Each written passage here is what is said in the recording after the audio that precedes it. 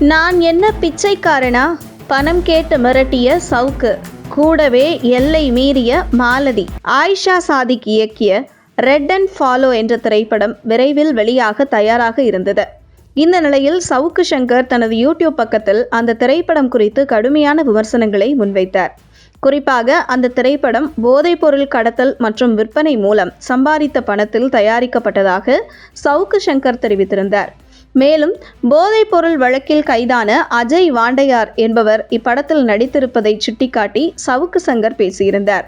இதனைத் தொடர்ந்து சவுக்கு சங்கர் தன்னை அவதூறாக பேசியதாகவும் வீடியோவை நீக்க கோரிய போது தன்னிடம் பணம் கேட்டு மிரட்டியதாகவும் படத்தின் தரப்பினர் சென்னை காவல் ஆணையர் அலுவலகத்தில் கடந்த மாதம் புகார் அளித்தனர்.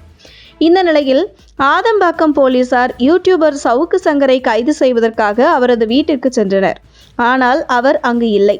இதைத் தொடர்ந்து பல்லாவரம் ரேடியல் சாலையில் உள்ள அவரது தோழி மாலதி வீட்டில் சவுக்கு சங்கர் இருப்பதாக தகவல் கிடைத்தது. அதன் பேரில் போலீசார் அங்கு சென்றனர்.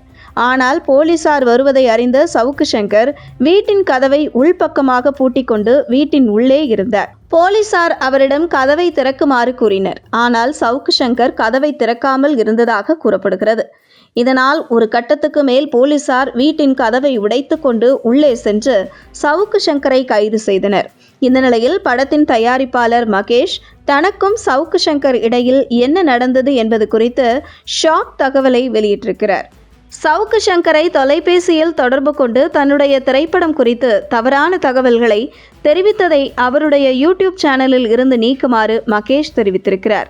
அதற்கு தன்னை அலுவலகத்திற்கு வருமாறு சவுக்கு சங்கர் தெரிவித்ததாகவும் இதனைத் தொடர்ந்து படத்தின் தயாரிப்பாளர் மகேஷ் மற்றும் இயக்குனரும் கடந்த ஜூன் 30 சவுக்கு சங்கர் அலுவலகத்திற்கு சென்றபோது எங்களுடைய படத்தை தரக்குறைவாக பேசாமல் இருக்க எனக்கு 10 லட்சம் ரூபாய் நீங்கள் கொடுக்க வேண்டும், இல்லையென்றால் உங்கள் படம் வெளியே வரவிடாமல் நான் செய்து விடுவேன் என்று எங்களை மிரட்டினார் என தெரிவித்த படத்தின் தயாரிப்பாளர் மகேஷ் மேலும் என்னுடைய கையில் 1 லட்சம் தான் உள்ளது என்றபோது என்னை என்ன பிச்சைக்காரனா என்று என் கையில் இருந்த பணத்தை பிடுங்கி கீழே கொட்டி எட்டி உதைத்தார் சவுக்கு சங்கர் என தெரிவித்த மகேஷ் மேலும் மாலதி உட்பட 4 பேர் என்னையும் என்னுடைய படத்தின் இயக்குனரையும் கொலை செய்து விடுவோம் என்று மிரட்டியதாகவும் நாங்கள் அங்கிருந்து தப்பித்து வெளியே வந்தோம்.